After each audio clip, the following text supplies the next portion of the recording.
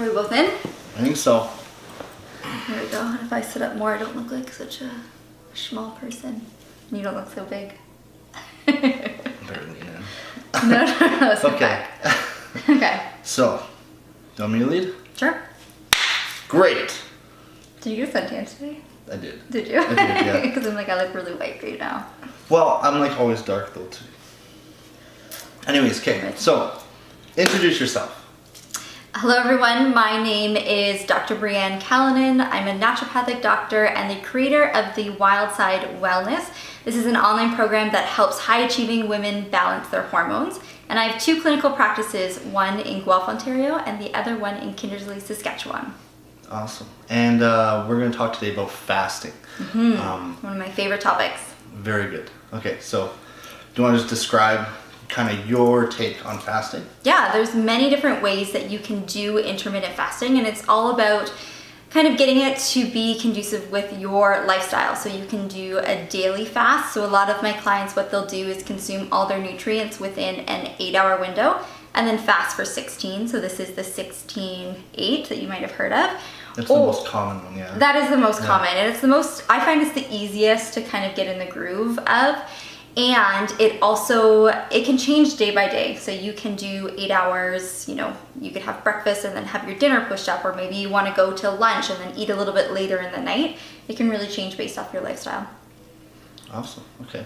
Now with intermittent fasting, I know there's a lot of questions going around about it right now. It's a super, super hot topic. So what would you say is the minimum amount of time someone should fast to really get the benefits? So it depends what you're looking for. So if you are looking for overall weight loss, detoxification, increasing growth hormone, the 16-8 you can get that with. If you're trying to change your gut microbiome, if you're trying to impact autoimmunity, a 3-day fast is really where you're going to see those benefits. Okay, now you've got my interest on that. Yes. I think I am going to try a 72-hour fast. Totally do it, yes. So when you do like an extended fast like that, what are some of the things that happen to like your cells? Yeah, so when you do an extended fast or a 72 period fast, it's a stress on the body. And the really great thing is healthy cells can respond in a positive manner to stress, whereas unhealthy cells cannot. So we are seeing unhealthy cells being destroyed by the immune system during prolonged fasting, as well as complete changes to the microbiome, which is your gut flora, which has really positive impacts on things like autoimmune disease and cancer. So that prolonged fast is really, really helpful. Yeah, I've done a little bit of reading on it too, and it also helps with like, in terms of like weight loss, obviously fasting helps offset your total caloric intake, usually in the negative side, so like you're gonna take in less by the end of the week. There is research regardless of caloric intake though, so you can consume the exact amount of calories but in a shortened feeding window, and that will actually promote weight loss because we know that hormones play a big part in weight loss. So every time you eat a meal, especially a meal with higher carbohydrates, you're going to be spiking your insulin levels, and insulin is a storage hormone. So the less you can do that, the less you're going to store weight. Yeah, of course. And actually, while insulin's present too, like your body physically can't burn fat, to my understanding, right? Like leptin can't be released. Your growth hormone is immediately blunted or reduced. So fasting does have a lot of benefits.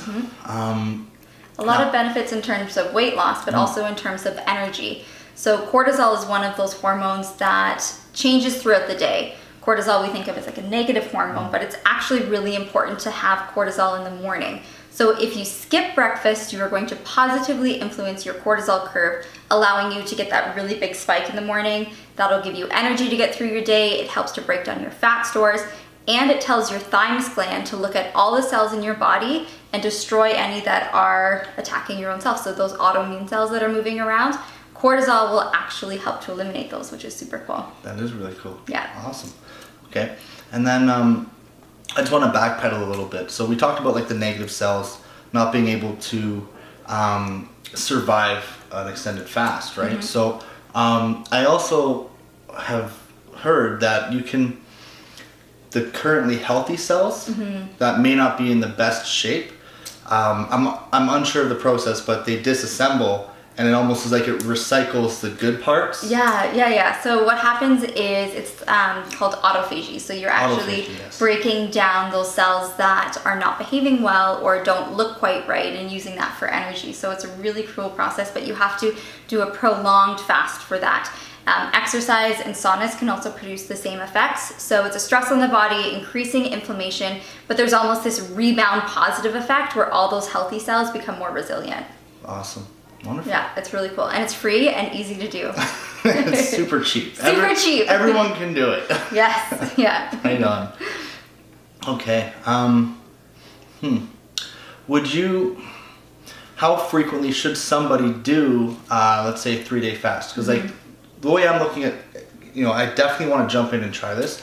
I was thinking I would do at least a 24-hour fast once a week, and then once a month, a 3-day fast. Would that be a good? Yeah. Typically, you can start it with once a quarter. See how you do with a 3-day fast. Once a quarter? Once a quarter is all you need, really, for a 3-day fast if you're healthy.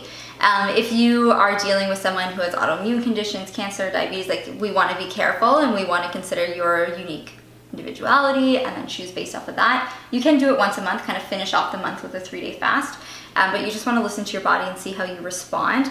And there's things you can do leading up to your 3-day fast. So make sure that you're really well hydrated, doing more of a low carbohydrate diet, becoming more fat adapted, doing some intermittent fasting, the 16-8 before you do the 3-day fast is going to be really helpful.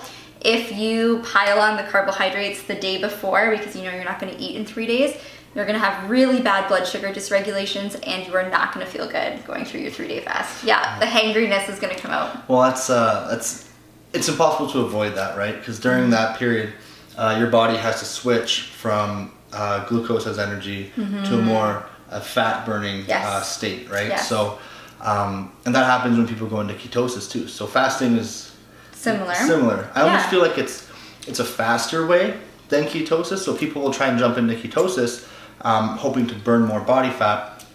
But I almost feel like, and I don't know, I haven't compared the actual time frames. I haven't got blood work done and tested it myself, but I would imagine that fasting would kind of kick you into that fat burning state way faster. Yes.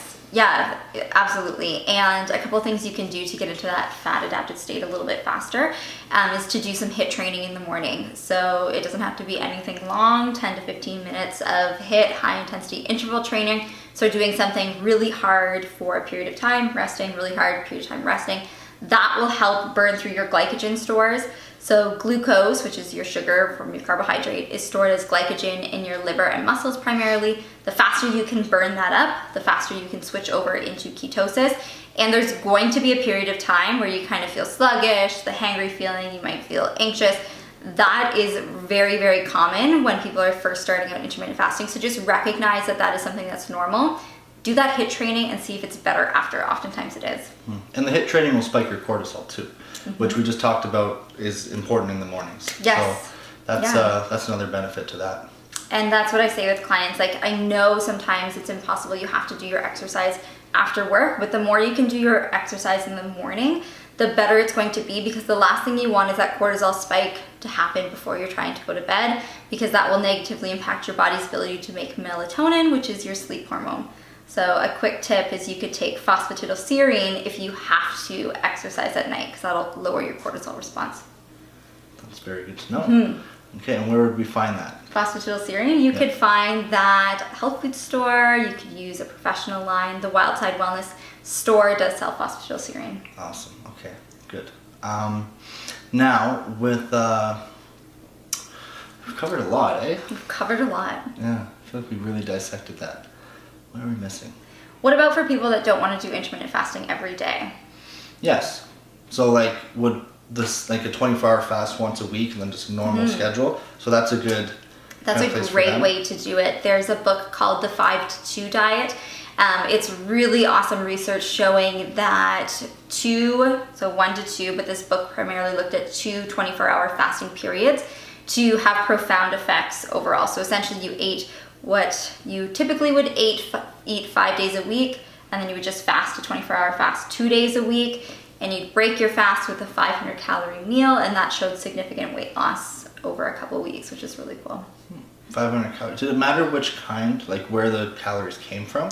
Right, so obviously your macros are important. What I recommend is breaking your fast with a higher fat, higher protein meal, opposed to carbohydrates, because that's just going to make it very hard for you to fast the next day if you're choosing to do so. So what I typically will recommend is half your plate be vegetables, primarily cruciferous vegetables. Broccoli sprouts, Brussels sprouts are like my favorite thing in the whole wide world because they contain sulforaphanes, which have so many health benefits that is like another video altogether. And then a quarter of your plate is going to be your protein. So which is the palm size portion would be 4 to 6 ounces, depending on what your health goals are. And then the rest healthy fats. So quarter protein, quarter fats, 2 ounces of fats primarily, and then half your plate is your vegetables, dark leafy greens. So for the fat sources, something like nuts, Yes. or would you rather see a different fat source? I would prefer nuts and seeds, olive oil, avocado. You really have to be careful with your oils. Make sure it's not canola oil, make sure it's not vegetable oil, and make sure your olive oil is actually olive oil. Sometimes what they do, especially at restaurants, is they'll mix olive oil with canola oil because it has a lower or a higher, I guess it would be, freezing point, so they can store it in the fridge, which drives me nuts. There is no point in putting canola oil in your body. All of your hormones are made from fats, from cholesterol. So make sure that if you want good hormones, that you have good healthy fats. That's very important. And you know, back to what you're saying about the canola oil and olive oil mixing, I'm not sure if it's like this in the States. I know here in Canada, it can be up to 50% canola oil and still be labeled as olive oil. Yeah, it's insane. And the same goes for fish oils. So there's lots and lots of evidence showing that you really need to be consuming a triglyceride form fish oil. And this comes in a supplement form. That is the natural form that's found when you consume fish. To call yourself a triglyceride fish oil, you only need to be 65% triglycerides. So it's that labeling that can be... It's so subjective. It is. And then you think you're getting this really great product, and then when you actually look into it, it's not really what it says in the bottle. Yeah. So definitely want to speak to a professional about that. Absolutely. And you know, in regards for fish oils as well, when you're shopping for fish oils, that we just talked about with the labeling is definitely a factor when it comes to cost. So buying something at like Shoppers Drug Mart, Costco, Walmart, like those kind of places are not selling you a good quality product. Right. You know, it's not cheap to get quality ingredients, right? As cheap as we'd like it to be, at least. And then another thing too is, you know, back to subjective labeling, they'll advertise it like freshwater fish, right? When in reality, the ocean is full of contaminants, and fish are kind of like the filters that swim around through the water. So they absorb a lot of those contaminants from the ocean, all the toxins, the heavy metals. So when you compress that down and extract that concentrated fish oil, you're actually getting a lot of those contaminants from the ocean in there too. So when you're shopping for fish oil, do your homework and make sure it's from a distilled water fish source, because distilled water won't have all those additional contaminants in it that the freshwater fish will have. Yeah, making sure sourcing, making sure that the companies are being aware of removing the heavy metals, putting the triglyceride backbone back on, and then some companies are actually putting the enzyme to help your body break down the fish oil in the capsule, which is super cool. That's lipase. So. Yeah, perfect. Yeah. I just want to backpedal a bit. So we talked about cholesterol and how valuable that is. Now, with fasting, correct me if I'm wrong, but it actually really like significantly increases the health markers within your cholesterol. Yes. Is that so? Yeah. So I don't know. Yes, absolutely. So fasting can improve your overall cholesterol levels. And then we also have to look at what are some confounding variables. So people who are typically fasting are also more likely to be consuming those healthy oils. So it's hard to say, like, is it the fasting or is it the fact that they've switched to a plant-based, lower carbohydrate diet is hard as well, because we know that good healthy oils will bring up the good cholesterol, the HDL. So fasting will definitely help.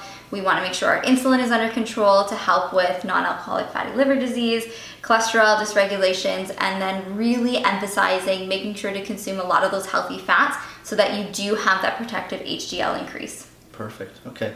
And then how would somebody who is, we'll say, insulin dependent diabetic, how would they do in fasting? Oh, this is a really good question. So you definitely want to work with a provider, because if your pancreas is not able to produce insulin, you have to be very careful with fasting. But Dr. Jason Fung does a lot of really amazing research in type 1 and type 2 diabetes patients and fasting. I do lead patients with type 1 and type 2 diabetes through a fasting protocol, but it is very well supervised and we're very careful with managing insulin levels. But I've seen some dramatic impacts and some really, really great results with proper supplementation, proper diet, intermittent fasting, and exercise and sleep, of course. Amazing. Awesome. Yeah, it's really amazing, but you do have to be careful. Yeah, very careful. Like I'd almost say, like, I forget what they're called, the glucometer. Yeah, the continuous glucose monitors Yeah. are really cool. Yeah. That would be a huge, I guess, advantage advantage for somebody who's diabetic. Yeah, because we know that really high blood glucose is not good, but really low blood glucose is not good either. So the Freestyle Libra is the one that I use with patients. It's a continuous glucose monitor. You can just scan it with your phone now, which is super cool. Even for patients that are not diabetic, it's a really interesting tool for you to become more aware about what the foods that you are consuming do to your body. For instance, sweet potatoes, for me, it has a lot of really great macros, micros. It has a really high density of fiber. You wouldn't think that would really spike your blood glucose, but it did mine. Really? Really interesting. So yeah, there's individual differences. Of course, you have to think of, okay, did you sleep? Were you stressed? And like all that comes into play, but it's a really cool experiment to do. Yeah, I'm curious about trying one of those. I remember when you had yours on. Yeah. And I was like, oh, that's so scary. But like, the more I get into like the whole like blood sugar world, You don't feel it at all. It's like one little prick. It doesn't hurt, and it just sits on your arm. And it's great. I mean, you could see, I'll say, okay, eat whatever you want for a week with your blood glucose monitor on, and then eat what I tell you for a week. And then we look at the differences, and I'm like, see, this is an actual problem. That's amazing. It's so cool. That is really cool. I'm definitely curious about something like that. I've got one at home. Oh no. Let's go right now. Yeah, I got some needles in here. Okay. We've covered a lot. Fasting for diabetics, a lot. Intermittent fasting for the general population. It's something that you just need to try out and don't give up. And definitely as a society, we've become accustomed to, thinking hunger is a negative thing. Hunger is not necessarily negative. Hunger is younger is like the tagline that I'm saying because of the anti-aging effects of it. And you have to remember that that tummy grumbling that you feel, there is a migrating motor complex, which is like brooms in your intestines sweeping out all the junk that's in there. So that rumbling just means the migrating motor complex is moving. You're more likely to hear that when your stomach is empty versus when it's full. So we've like associated this like, oh, my stomach's rumbling, I must be hungry. I'm like, no, that's just your MMC. The little brooms coming It's just through. the little brooms, yeah, exactly. Fantasia's going on in there. Yes, exactly. I love it. I'm gonna take that for myself. Yeah. The hunger. The migrating motor complex. And if anyone has any questions, they're more than welcome to reach out to me. My social media handles are Breanne Kallonen, and my new book, if I can do a shameless plug here. Do it. Go nuts. My new book, Wild and Free, is available on Amazon.ca and Amazon.com, and it covers this extensively. If only we had one handy to show them the cover. We do have one handy. This is the cover of the book. It's backwards, but definitely you guys can grab this on Amazon.ca or Amazon.com. It is literally everything you need to know about hormones, health, intermittent fasting, weight loss, autoimmunity, gut health, compiled into one place. Very good. Love and it. if I'm not mistaken, there's a sale on it right now? There is a sale. Yes, November 12th. There is. What did you throw? I didn't throw anything. My shirt's too tight. Shirt's too tight. So November 12th, there is a one-day sale where the Kindle will be available for only 99 cents. There we go. Okay. Thank you. Thank you. I think that's it. That's it. I can't believe I blew my butt.